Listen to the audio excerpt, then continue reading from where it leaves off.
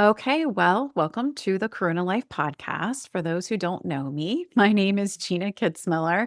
I am an intuitive, I'm a Reiki master teacher, I'm an author, and I am founder of Trimatri Reiki. And today I have the pleasure of having Tania on the podcast. Tania is from the Light Revolution. Tania is an intuitive channel, and I'm going to read this because she's got quite the background. She's an intuitive channel, a clairvoyant, a spiritual teacher, and she's been playing with creating reality and interacting with non physical beings since she was a toddler and has worked for over 20 years to help people remove energetic blocks, heal trauma, imbalances, and transform into that which they desire the most. So reality can easily bring it to them. She has personally used these techniques to heal addictions, abuse, and seemingly impossible situations into freedom and a deep connection to all that is. She leads what she calls the light revolution, the dramatic transformation from one state of being to the next with clarity, humor, and artful grace. So, Tanya, that is quite the introduction. I love it. Welcome so much to the Karuna Life Podcast. Thank you for having me. It is quite the introduction when I have it read back. You kind of read those bios and you're like, yeah, sure, that's good, and send it off. But then when it's being read, it's like, oh, okay, yeah, right on. Right. I understand how that feels. So, thank you so much for being here. So, for those of you who are watching or listening, I am a planner and I normally have kind of an outline of what I'd like to cover. And Tanya is like, nope, we're good. We don't need an outline. I already know what I'd like to talk about. And so I'm really excited to see how this conversation goes. So, Tanya, your specialty or kind of the area you seem to focus in is really that dramatic transformation and manifestation. And so, for those who are listening, that we often hear manifestation, but they don't really understand even what that is or how that can be applied in real life. What would you say? First of all, thank you for being a planner. You guys make the Yes. world go round. If it was left to me, it would all be a disaster because I'm like, when stuff comes to me, I'm like, either we do this or we don't.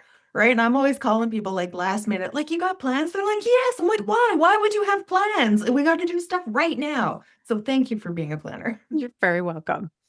So manifestation, actually, that's something really cool that as I was kind of tapping into this conversation, I wanted to ask everybody, and you included, what is your definition of manifestation? And if it's like a big fat, I have no idea, I'm so confused, perfect, where this isn't a test, there isn't a right answer here, but it's like if you can pause and just truly ask yourself, even pause this podcast and be like, what do I think manifestation is?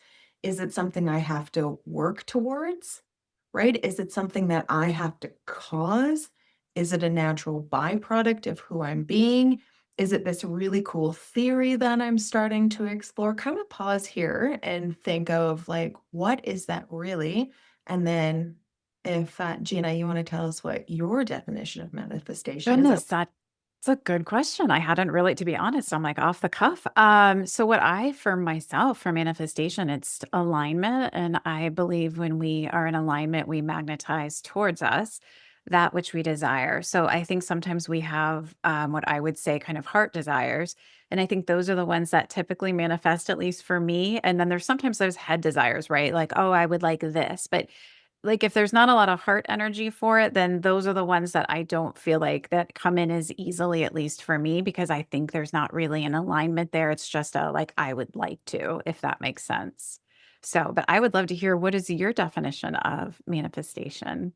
For sure, I will share that. So for you, it sounds like for clarity, you're like, it's something I get in alignment with. So I love that. I absolutely love that. What I've come to know it as, what I've come to experience manifestation of, and through this path, and it's something that's always expanding. This is just the definition I'll give you now. And if you ask me another time, it's probably going to be an evolved version of this. But right now, I know it as something that's a natural byproduct of being on in any physical existence. It happens like breathing. It happens naturally. It's whether we want it to or not. It's a mechanism that's continually going and it's continually flowing. You can be in a coma and you would still be manifesting. What I think the spiritual world means when they say we're going to manifest, it's I'm going to consciously, purposefully direct my thoughts and become the identity of that which I want to experience. Right? It's something that I purposely get to create instead of just being like, "Why is all of this crap happening to me?" and have it happening out there.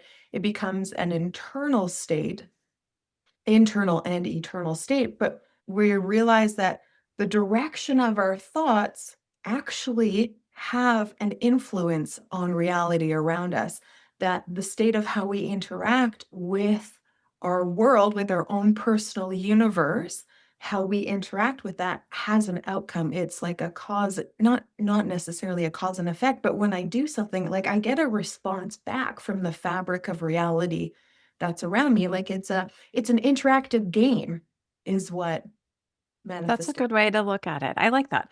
And I would agree. I think that my guides often tell me that we're co-creating, right? So if we are the co-creators, Yeah, oftentimes people will say like they're not happy with certain areas. I think a lot of people they're wanting to call in like a love relationship. And it's like, okay, but how do we look at that? How do we really cultivate that and call that in?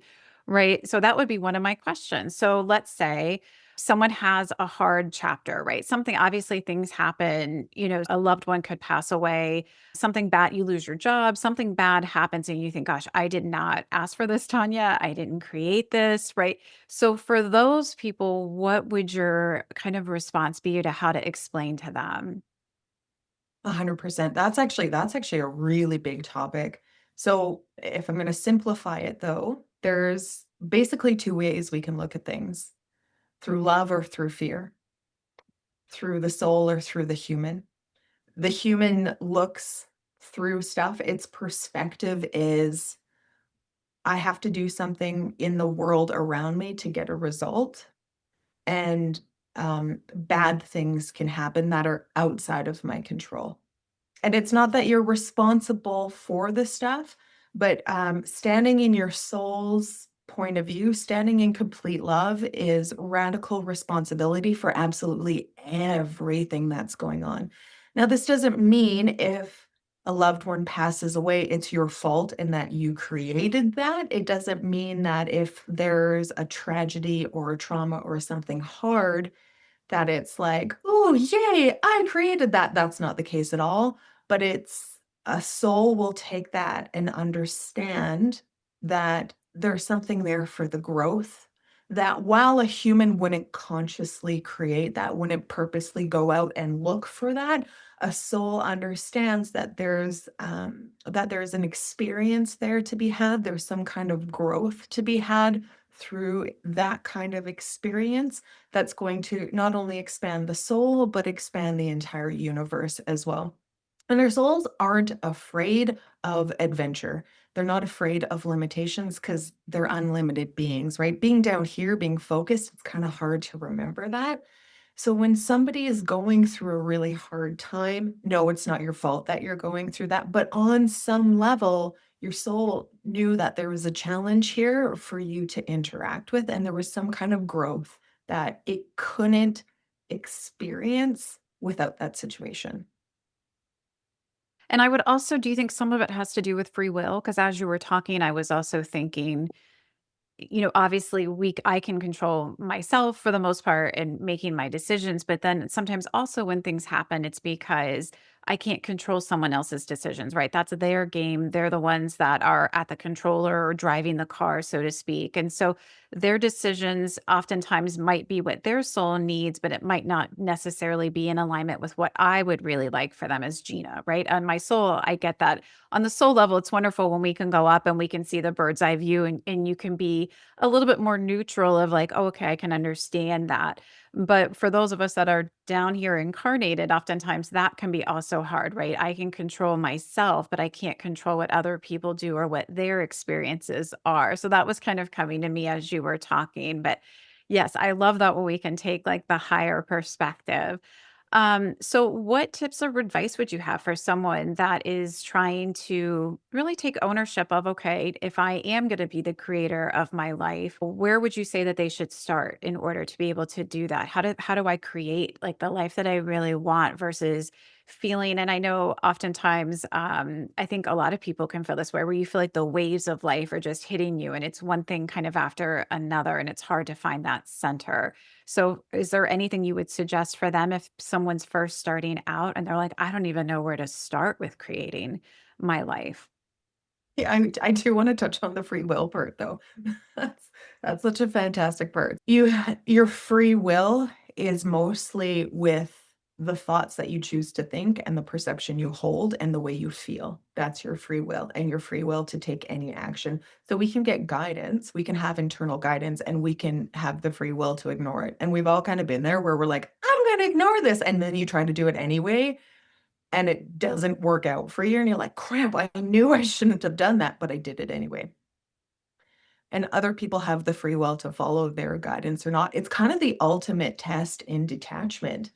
Like, I'm gonna let them do their thing, and I'm gonna own my emotions, and I'm going to own what I can do, right? And so it's like a delicate dance of remaining in your power without trying to control them, but not falling onto the side of I'm helpless in this situation. That's where that balance lies. And for everybody in that situation, you're gonna have a little tiny tweak to kind of line you back up with who you are. But if you're in the point of your life where things are just kind of nailing you and you're struggling, it's one of the best places to be ever. It feels like crap. And if you're there, I totally, totally get why you're there because I've been there enough. But this is usually the place where humans are like, fine, I don't know what to do. Obviously, what I'm doing isn't working. I need a different solution. And that's when they'll really start to come to the inner state where you're like, how can I change this? What can I do? Where is my power essentially? And then they'll move from there and they'll find a whole different version of them. It's you hear it in a lot of people's origin stories, right? They'll be like, "Oh, I was trying to find the love of my life, or I was trying to find money, or I was trying to find health in my body. And I was trying all of the stuff that everybody was telling me, and I was doing it, and nothing worked until," and that until moment was the moment they were like, "Screw this. I'm doing this. I'm not trying. I'm not going to, like, I've made a decision, and this is the only outcome." And they move from there. It's a powerful place to be. It is, I agree, and I think sometimes I believe we all have our souls lessons or growth that our soul's hoping to get, and we've all at times not listened to that guidance, or sometimes there's a lesson the soul's trying to get us to learn and we're just not quite learning it. I always say, you'll know, like, the volume just starts to get a little bit louder and a little bit louder, and it's like the universe, like, I'm trying to get your attention on this particular subject or this growth opportunity for you as a soul. So I think that that is true, and I think sometimes I think life can be challenging, regardless. We are here, we're human, so we all have the human emotions around that. So I don't want to like spiritually bypass like when things happen, it's not like, oh, that was so wonderful that, this happened. But I also do know what you're saying about how do we try to come back into that more centered state, like the more aligned state. And sometimes that is just also understanding of I might not be able to understand everything or to see that bigger picture, but I always have the trust that when I'm back in spirit, that someone's going to show me this game plan and I'll go, "Oh, that's right. I forgot that there was this soul contract," or, "Oh, I see now like that this was actually supposed to lead me to the next step and that actually really helped me in this area." When you talk about manifestation to someone who is newer to it, what would you say, do you have something that is like the biggest misconception that when people say it, you go, "Oh, I really wish that I could explain this to everyone because this is a really common misperception around manifestation." Yeah, it's not something you have to try for. Okay, so it's the striving. Okay, so let me ask you this. What do you feel about like vision boards? So it depends why you're doing it. So Okay. if you're coming from, you gotta, this is where you want to know yourself. So if you're doing it to get something, it's gonna push that away from you because you're trying to get something. People will come into a manifestation board from off balance. So if we're in balance, our energy is totally aligned and things flow and they're easy. Everybody's kind of had the experience of easy. Like most of us are in line and totally in balance with indoor plumbing, right? It's Mhm. there. I don't really have to do anything. It runs for me. I just turn on the shower. It's there so steadily, you take it for granted. But sometimes when we're trying to manifest something, we're coming from an energy of it's I got to get it. I got to get this. I've got to do something to get this. Where if you're in a balanced state, somebody will bring you a vision board and you'll be like, "Ooh, that kind of sounds like fun. Let's do it. I like all of these things." You'll enjoy the process of it. You'll be like, "Ooh, I like this stuff and this is fun and this is cool and that's cool." And you'll put together this vision board and you'll feel a satisfaction in putting it together. You'll really enjoy the process. You get to be with your friends or maybe have really great music on and it feels fantastic. And you bring it home and you'll put it up and you'll look at it and you'll feel this sense of lightness. And then you'll probably go around and you'll probably forget about it, That's true. I always, like, laugh about that with vision boards. right? Yeah. You probably will. And then Yeah. it's like it's just kind of that reminder, well, I had a really good time and this is stuff that I would enjoy. And then if you're out of balance, meaning you're creating for more of struggle than from joy, then you're going to look at it and you're going to try really hard and you're going to meditate it or you're going to say affirmations because you're trying to manipulate the world into giving you something that you want. And so instead of it coming from an internal state, you're trying to come from the human. And not saying that it won't happen because people do create stuff. Like there's people have created for a really long time at a hustle. Not saying that you'll never create it. It just it's really inefficient and it takes a lot longer. Our perspective on something. And then when you have a perspective and an emotion, then the thoughts that come through you are filtered through different ways. You can give two people the same thought, and one person will create a $1 billion empire, and the other one will say, well, that could never work. And when you were talking, you could feel the kind of the difference between expansion and also being constricted, right? The constriction, I have to get this, or it has to look a certain way. And I think that's where I often see people maybe struggle because they might have a heart inspiration, but then the energy that goes into it can tend to constrict because they're trying to force it or it has to look a certain way rather than allowing it to unfold in divine timing and in the way that's like perfect for them. So someone may say, I want to open a retreat center and it has to be here. There's a lot of halves, right? It has to be here. It has to look like this. It has to have these modalities. And then at some point, it's like they kind of lose sight of what the heart inspiration or the soul nudge was, which maybe I wanted to create this space.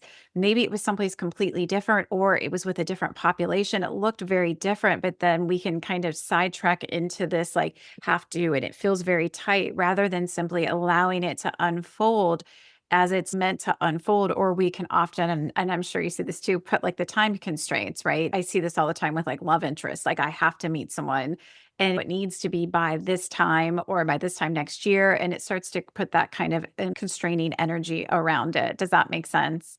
It does. And all of that stuff is a clue to telling you that there's a limiting belief, but there's some kind of idea about reality that you have that isn't in alignment with your true self.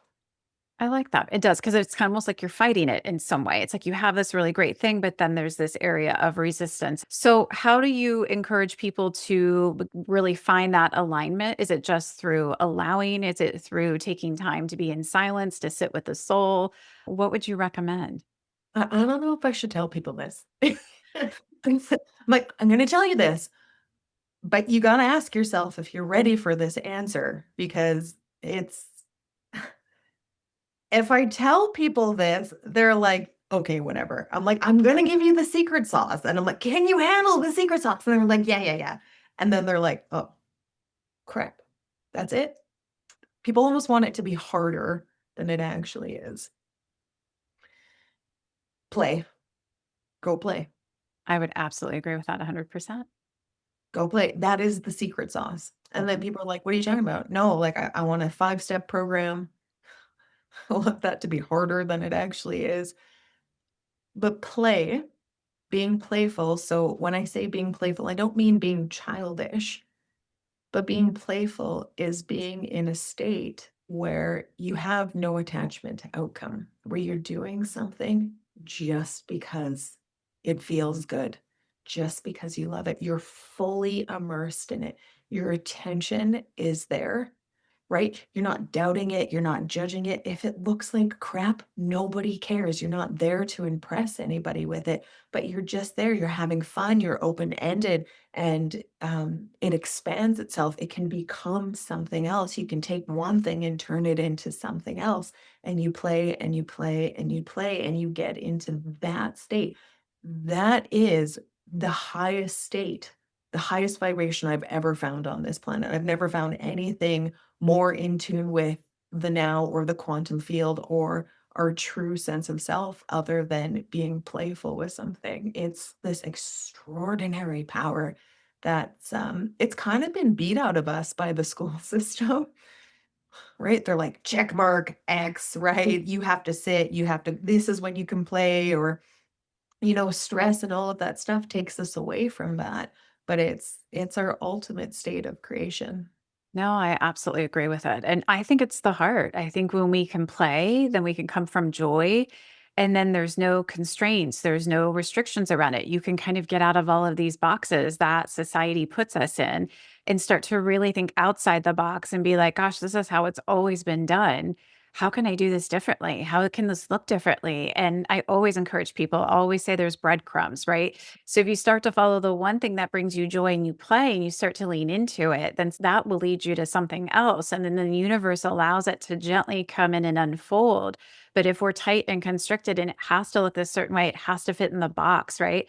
Then it's the energy then starts to collapse in. And I think it limits. I also would say that's very true for intuition development. I always tell people if you're trying to develop your intuition, play, be an explorer, just have fun with it. It doesn't have to look the way the person next to you does. But that's probably one of the biggest areas, even in intuition development, that I see will trip people up. It has to look a certain way. Tanya receives it this way. So I have to have it look that way. And it's like, it's not meant to work like that. It would be incredibly boring if all of us did it the same way. But it's, can we come in from the heart? Can I just have joy? Can I just explore and say, I don't know what's going to happen, but this is really fun? Then that is, I agree, the highest vibration. And I think that's where we create magic. So, absolutely 100% agree with that. I love it. That actually feels really good, Tanya. Would you want Right? to add to that? Go ahead. Yeah, it's so cool because I love how you're talking. And it's when literally, when you're in joy, you're right, like, the universe is expanding around you and it's lining stuff up. It's like, "Oh my gosh, you're in joy." Well, this thing that is coming to you because that's joyful too. So that's coming to you right there, right? Like, that's all, it all gets put in front of you. But when you start to stress and you start to struggle, like, when you're talking about the world is kind of collapsing, and it literally is. It's your state of being is kind of collapsing all of the matter around you. And it's like, no, now we have to show up as struggle, right? It's like, man, crap, we were told of freedom until you got into that place. And then it has to contort itself to match your energy, right? And it's like, that's how incredibly powerful we are. And I like to think of manifestation as like the gateway drug into knowing that you literally, you're shaping the world as you walk through it, and it's completely responding to you. All of the matter, like in every moment, all possibility exists, and everything around me is showing up in the possibility that I hold. and- But it's the state of being that I'm holding is bringing forth those particles of matter from the quantum field to show up to meet me. And so if I change, then those particles start to change too.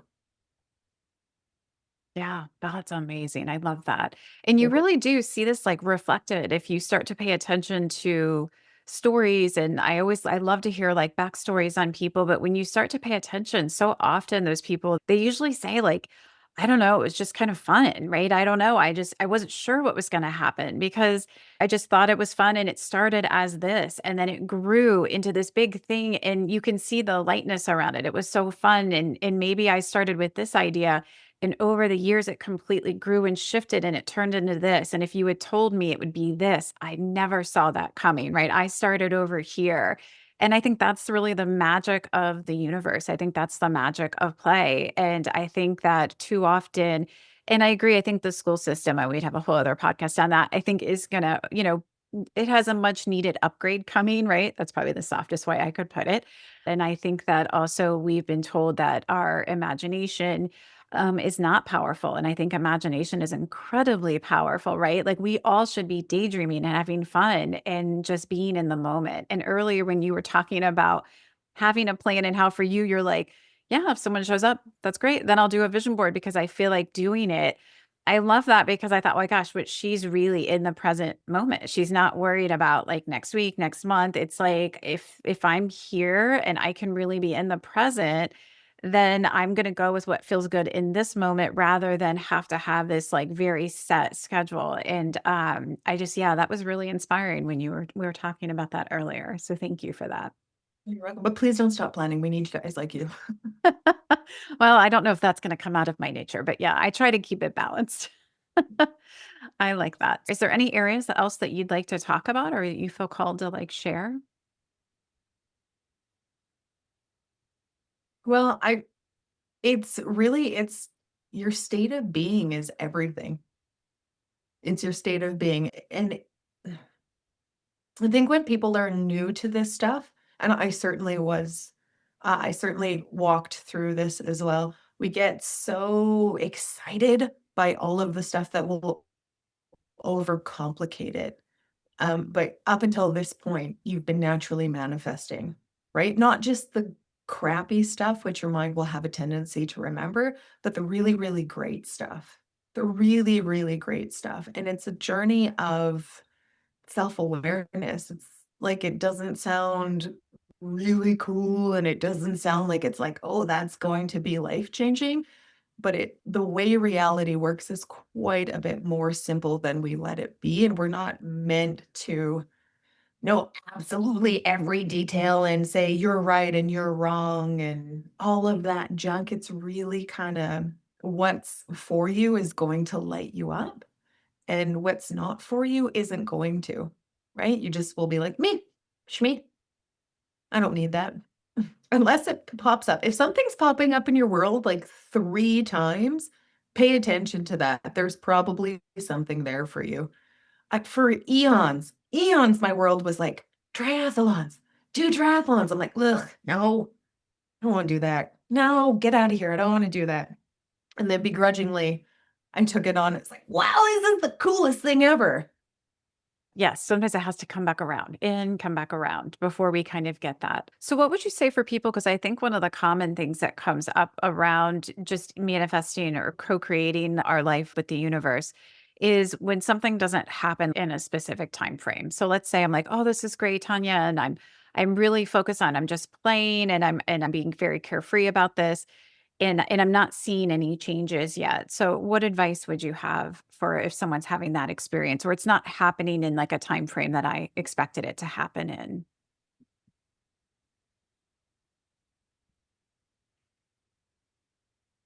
So, from my experience, everybody has a slightly different off kilter part for that. So, everybody's reason for that will be a little bit different. It isn't just one blanket statement, but there's 2 sources. So, we've got our feminine and we've got our masculine.